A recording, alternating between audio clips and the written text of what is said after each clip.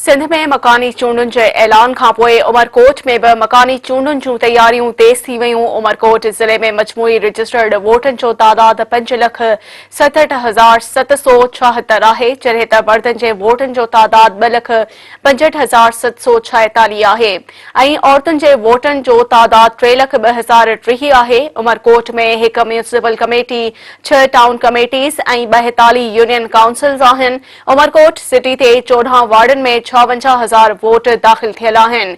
गुज़िरियल बल्दियाती इलेक्शन में Pakistan peoples party 11 वार्डनि ते कामयाबी माणी हुई, जॾहिं त 3 वार्डनि ते PTI कामयाब थी हुई। उमरकोट सिटी जे 14 वार्डनि ते 300 खां वधीक उम्मीदवारनि हिसो वठण लाइ फॉर्म हासिल कया आहिनि। हिन वक़्त ताईं 70 उम्मीदवारनि इलेक्शन कमिश्नर ऑफिस जमा कराया आहिनि, जिन में PTI, पीपल्स पार्टी, MQM, मुस्लिम लीग नून समेत आज़ाद उम्मीदवार भी शामिल आहिनि।